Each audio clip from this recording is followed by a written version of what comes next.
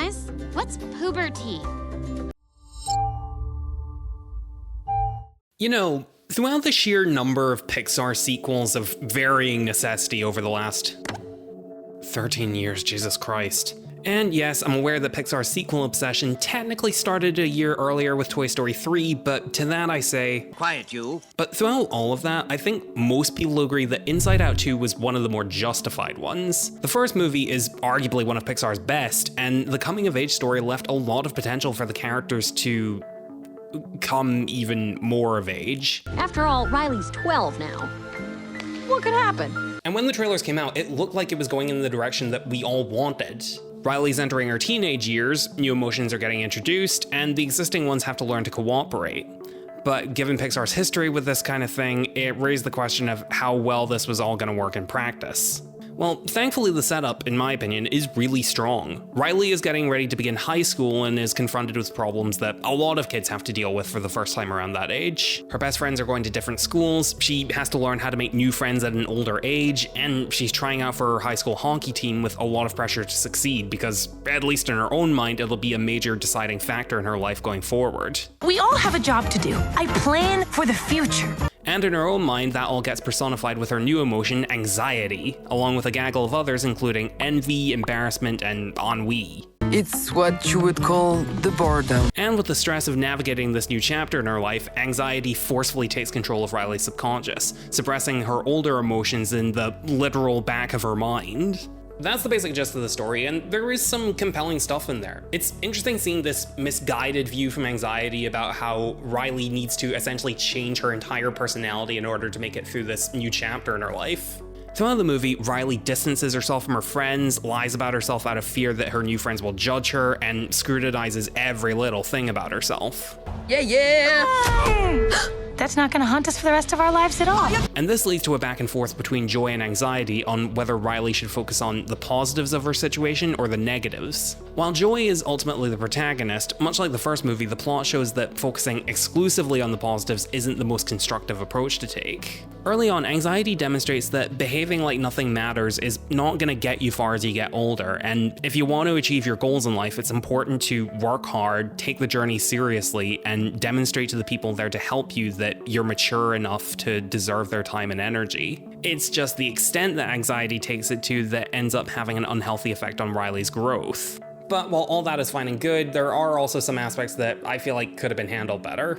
For starters, I think it feels a little bloated in terms of the number of characters present. Out of all the new emotions introduced, anxiety is really the only one that gets a significant amount of development. With the other new emotions, think of the most basic jokes you could do with them, and that is more or less their entire character and role in the story. And the original emotions also run into a similar problem. In the first movie, they were split into two groups, which made it easier to focus on them individually and establish character dynamics within their own little squads. Oh, we'll never make it. No, don't obsess over the weight of life's problems. Remember the funny movie where the dog dies? Here though, all, or at least most of the original emotions are on an adventure together, which for a 96-minute movie that's also balancing two other subplots means that they're all kind of scrambling for screen time and don't get much in the way of interaction and jokes that go beyond the basic character traits. And just in general, I feel like the pacing for the movie is a little rushed, which again is not something I can say about the original. Yes, the original movie had a lot of fun moments and action scenes, but it also knew when to slow down and let the characters breathe and contemplate. Here though, the characters are always talking, always moving to get to the next location or plot point, and there's not always a lot of time for character development to properly sink in.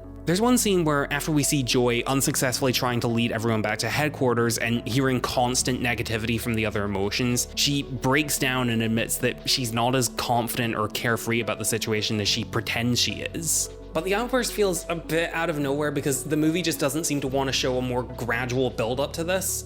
Like, I would have much preferred if Joy's attempts to stay upbeat became more clearly desperate and insincere as the movie went on.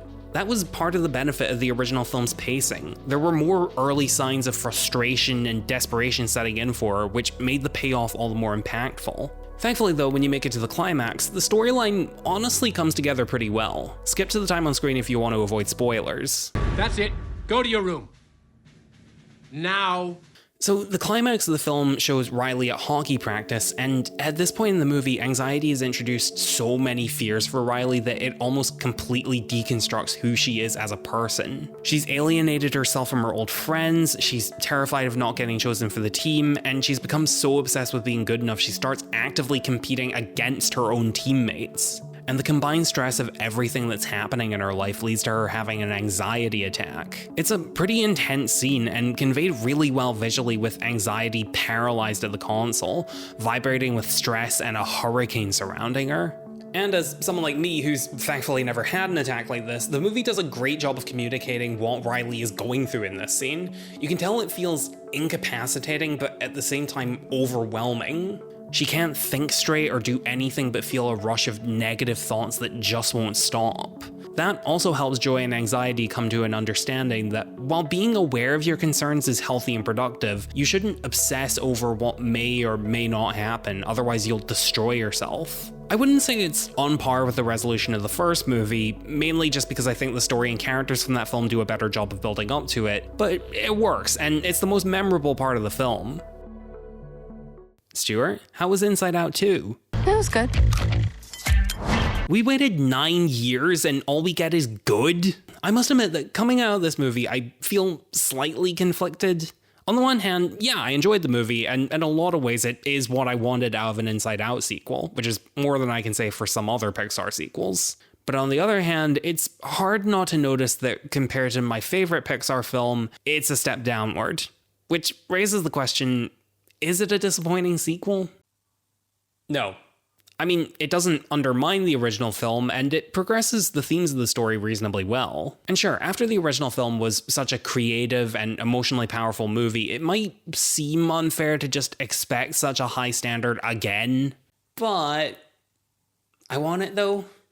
Still though, I'd be lying if I said I didn't enjoy the movie, and I think it deserves to at least stand alongside the original. It's not a Toy Story 2 going above and beyond what was expected of it, but I'd also say it's better than Incredibles 2, in that it's doing more than just the bare minimum of what you'd want out of a sequel. It's not as good as its predecessor, but it still does a lot of good with the material, enough that I wouldn't have a problem if they wanted to make a third movie.